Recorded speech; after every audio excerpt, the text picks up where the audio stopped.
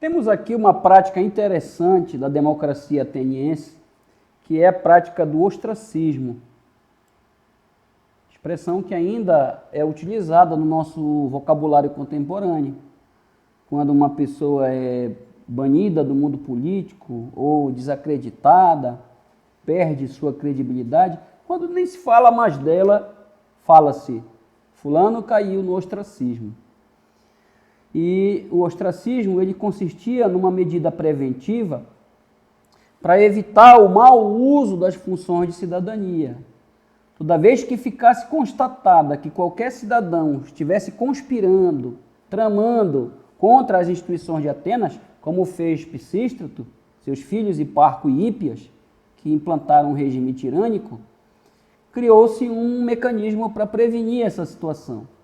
Justamente o ostracismo, quando os atenienses consideravam que um determinado cidadão representava uma ameaça às instituições democráticas ou à própria democracia, ele era submetido a uma votação. Os eleitores escreviam o nome do cidadão ateniense em um pedaço de argila em formato de ostra, conhecido como ostracon, e assim aplicava-se pelo voto da maioria a punição. O cidadão, portanto, perderia o direito de participar das assembleias, não podia mais frequentar a ágora, não podia mais candidatar-se a um cargo no Helieu, no Areópago, não seria mais um arconte. Perdia todos os direitos de cidadania, caindo assim no ostracismo. Após esses 10 anos, seguido de uma análise e uma nova votação, ele poderia ter os seus direitos restabelecidos. Interessante.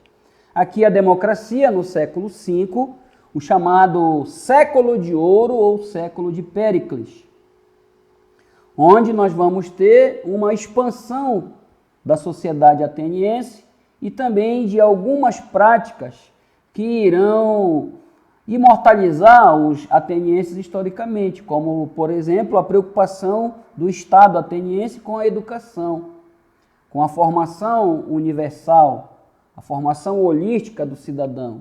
É, neste século V, o auge da democracia e também da própria evolução, da própria elaboração dos principais elementos que constituem a cultura grega. A filosofia, os Jogos Olímpicos, a medicina, as artes, a matemática, dentro de uma prática também conhecida como ostracismo e o isolamento, né? O banimento político e também a cultura do ócio. O que é o ócio? O não trabalho. Como já lhes falei, os gregos viam o trabalho com menosprezo, como algo inferior, vergonhoso, algo digno somente dos considerados indignos naquele contexto, ou seja, os escravos. E como os cidadãos gregos deveriam dedicar-se à política, dedicar-se à busca do conhecimento, eles tinham que desenvolver o ócio criativo, ou seja, desligar-se do mundo do trabalho e dedicar-se a tudo aquilo que dissesse respeito aos campos do aprimoramento intelectual e político. E assim, essa ideia da cultura do ócio, a cultura grega, em que todo cidadão não deve ligar-se ao mundo do trabalho, e sim ao mundo da política e ao mundo do saber, é uma característica interessante, sobretudo no século de Péricles, século em que se tem o apogeu da democracia em Atenas. Aqui nós temos a Assembleia dos 500 cidadãos, a Eclésia, que está sendo aqui representada, né, numa imagem, numa representação, a Bulé, que é o conselho dos 500 cidadãos, representantes dos demos. Aqui um cidadão grego está falando, está se expressando, está defendendo as suas ideias, né? Em um púlpito aqui, em um local mais elevado da cidade.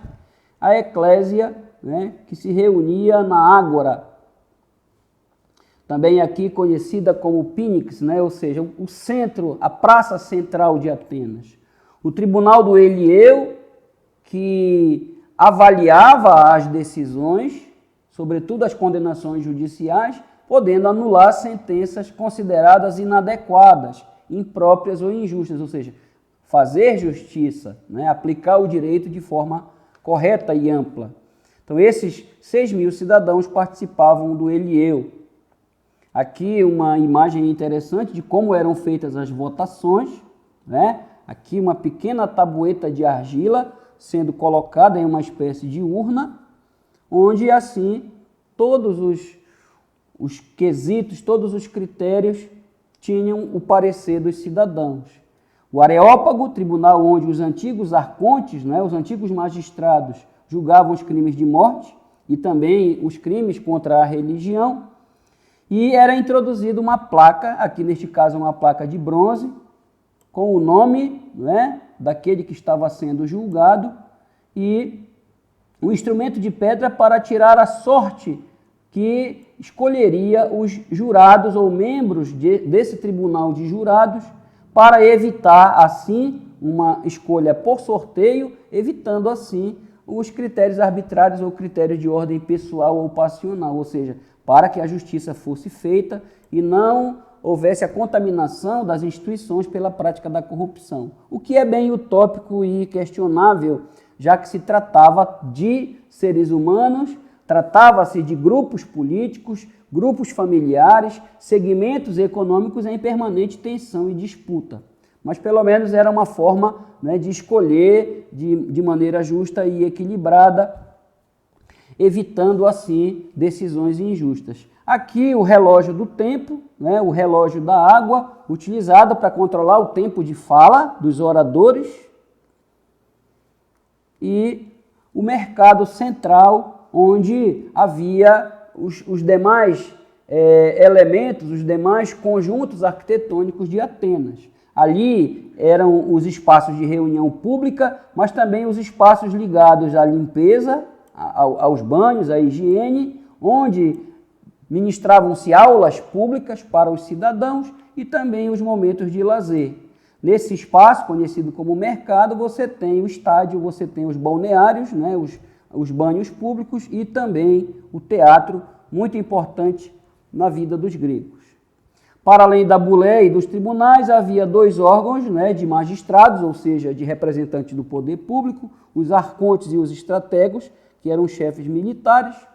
E no século V a.C., a Grécia viverá o seu momento mais significativo e, ao mesmo tempo, a sua expansão territorial e econômica e um processo de conflitos, um processo de confrontamentos, tanto com forças externas, os persas, que tentarão invadir a Grécia, e também uma crise interna que vai jogar umas contra as outras as principais cidades-estados. Estamos falando das guerras médicas, as guerras greco-pérsicas, estamos falando também da Guerra do Peloponeso, que vai envolver as principais cidades-estados da Grécia, divididas em 2 blocos. A Liga de Delos, encabeçada por Atenas, e a Liga do Peloponeso, liderada por Esparta. Mas esse momento de apogeu da civilização grega, esse momento também de conflitos, de lutas internas e externas, será tratado na nossa próxima aula.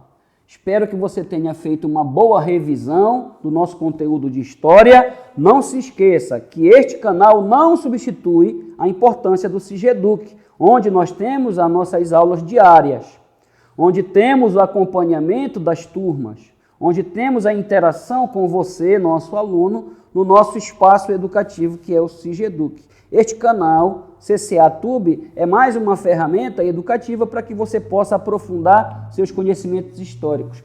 Sempre de olho no Enem, sempre focado na sua preparação e no seu sucesso, que é o que é mais importante. Um abraço e até a próxima.